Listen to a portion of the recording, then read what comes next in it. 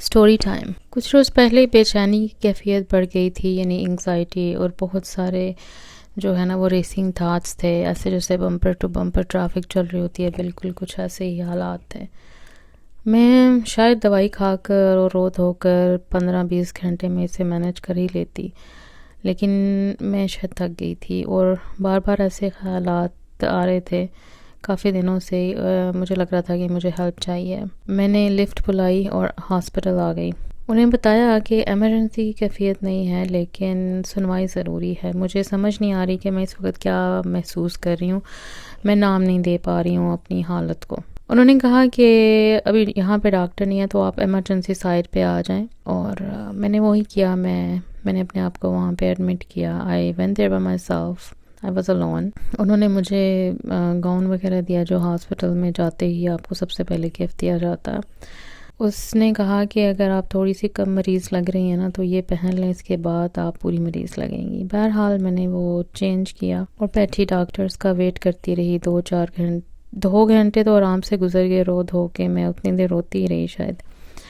اور پھر ڈاکٹر آئے، 3 ڈاکٹر پہلے آئے اور پھر چوتھا آیا۔ انہوں نے اپنا انٹروڈکشن کروایا، اپنے نام بتائے، اپنے عہدے بتائے، لیکن مجھے ان میں سے کوئی بھی نہ اس وقت سمجھ میں آ رہا تھا اور نہ مجھے ابھی یاد ہے۔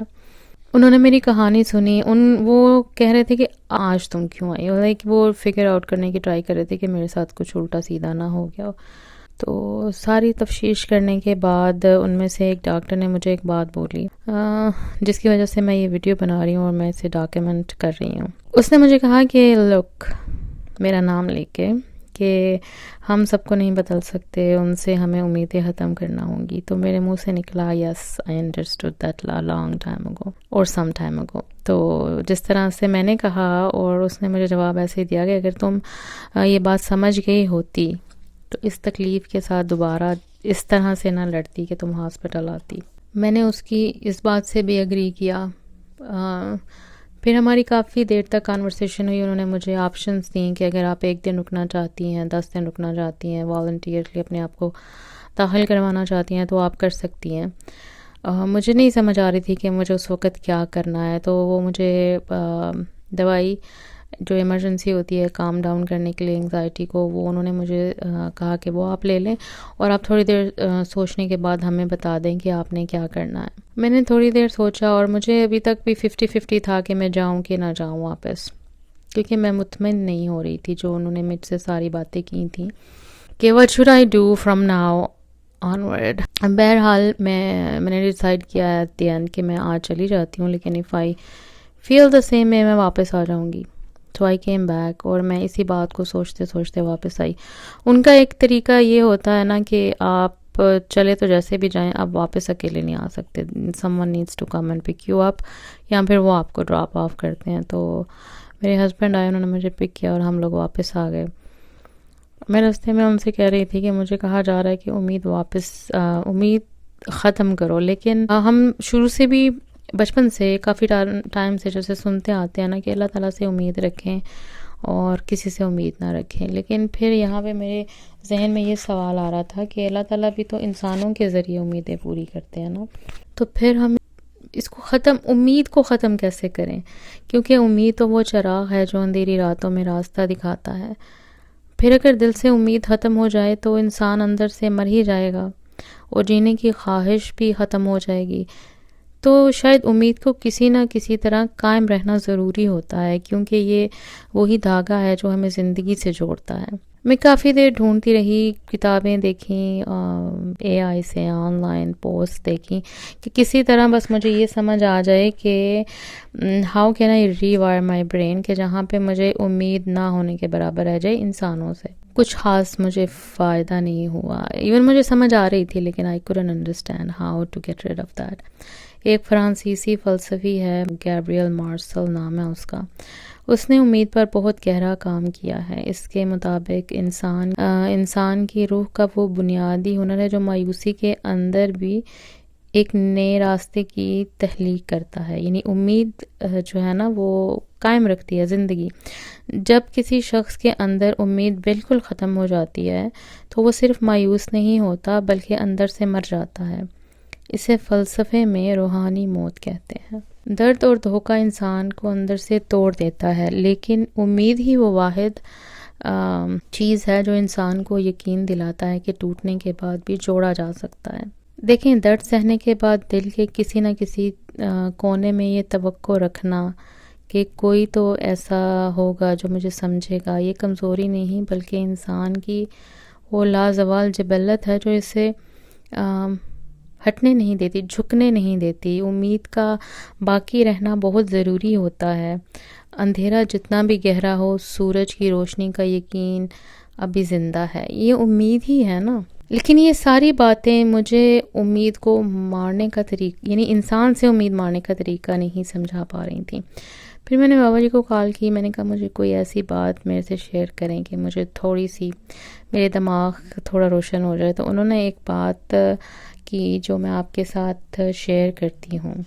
وہ بڑے یقین والے بندے کا واقعہ ہے۔ حضرت شیخ جنید بغداد علیہ رحمہ صبح گھوڑے پہ بیٹھتے ہیں کہیں جانے کے لیے، تو جدھر آپ نے جانا ہوتا ہے نا، گھوڑا ادھر نہیں مڑتا، گھوڑا مخالف سائڈ پہ جاتا ہے۔ آپ ایک دفعہ تو کوشش کرتے ہیں، 2 دفعہ کوشش کرتے ہیں، تیسری دفعہ آپ فرماتے ہیں شاید منشا خداوندی اسی میں ہے کہ اس طرف جانا چاہیے، گھوڑا لے کے ان کو جنگل کی طرف چلا جاتا ہے، ٹھیک ہے، یعنی شہر سے جنگل کی جانب لے جاتا ہے۔ وہ جنگل میں جب جاتے ہیں تو ایک بندہ مناجات الہی میں مصروف ہوتا ہے، تو آپ اس کے پاس جاتے ہیں۔ اب آپ کو القاء ہوتا ہے کہ اس بندے کی یہ پرابلم ہے اور آپ نے سارٹ آؤٹ کرنی ہے، ٹھیک ہے، تو آپ اس بندے کو بتاتے ہیں، اس کا مسئلے کا حل بتاتے ہیں، تو وہ آپ کا بڑا مشکور ہوتا ہے۔ تو آپ فرماتے ہیں کہ اگر پھر کبھی کوئی مشکل پیش آئی نا تو میں فلاں محلے میں رہتا ہوں، ٹھیک ہے، تو وہ بڑی عجیب سی مسکراہٹ کے ساتھ نا آپ کو الوداع کہتا ہے۔ تو آپ فرماتے ہیں بھائی تو عجیب سا مسکرایا کیوں ہو؟ اس نے کہا حضور مجھے کیا پتا کہ آپ کا محلہ کون سا ہے اور میں کدھر ڈھونڈتا پھروں گا، پھر آپ کے مرید مجھے ملنے دیں گے کہ نہیں ملنے دیں گے؟ میں جس کے در پہ پہلے صدا دی تھی اسی کو صدا دوں گا، وہ کسی اور جنید کو لے آئے گا میرے مسئلے حل کرنے کے لیے۔ میں ایک بات بتاتا ہوں، ایک بات تو پہلے یہ سمجھے نا، یعنی اصل میں بات یہ ہے کہ جس وقت تک مالک چاہتا نہیں نا، آپ میری بات سمجھے، ٹھیک ہے، ہمارے لیے جو نفع بخش کوئی انسان کیا ہو سکتا ہے، کتنا کو ہو سکتا ہے، ٹھیک ہے، ایک بات۔ دوسری بات، دوسرے اگر ہم نیچے سے اوپر چلے جائیں، یہ تو اوپر والے لوگوں کی بات ہے نا جو بالکل مکمل یقین کی کیفیت میں چلے جاتے ہیں، ٹھیک ہے۔ اگر ہم لوگ گریجولی جیسے اوپر جاتے ہیں نا، تو ہم صرف یہ پریکٹس کریں کہ یہ نہیں کہ ان سے امید نہیں رکھنی، ٹھیک ہے، ہم نے امید اس درجے کی نہیں رکھنی کہ جس سے ہم نہ اپنے آپ کو ہرٹ کریں۔ اب آپ یہاں پہ شاید یہ سوچ سکتے ہیں کہ یہ تو خاص لوگوں کی بات ہے، بھئی ہاتھ سے ہی عام تک پہنچائی جاتی ہے نا۔ یہاں سے ہم یہ سبق سیکھ سکتے ہیں کہ جب تک اللہ کی رضا نہیں ہوتی، کوئی انسان آپ کے لیے نفع نہیں بن سکتا، کہ اس انسان کا بھی تو امتحان ہوتا ہے نا کہ وہ یہ ٹاسک لینا چاہتا ہے کہ نہیں، وہ اس میں پورا آتا ہے کہ نہیں۔ تو ہم اس کو ایک اور طرح سے بھی سمجھ سکتے ہیں کہ اگر بار کوئی بندہ آپ سے سوال کر رہا ہے تو وہ اللہ کی طرف سے آپ کی طرف بھیجا جا رہا ہے، آپ کے پاس کیپیسٹی ہے کہ آپ اس کی ہیلپ کر سکیں۔ اب آپ کرتے ہیں کہ یہ یا نہیں کرتے، یہ آپ کے اوپر منحصر ہوتا ہے، یعنی آپ اس کے جنید بنتے ہیں کہ نہیں، یہ آپ پہ ہے۔ توفیق اللہ نے دی ہے، اویل آپ نے خود کرنی ہے۔ اس انسان کا کام تو یہ ہوتا نا کہ وہ آئے، اس انسان کا کام تو اللہ تعالیٰ کہیں اور سے پورا کر دیں گے، مگر آپ محروم رہ جائیں گے، آپ وہ امید کی کرن نہیں بن سکیں گے، اور وہ شمع آپ نے خود بجھائی ہے۔ اور میں اگر اپنے آپ پہ واپس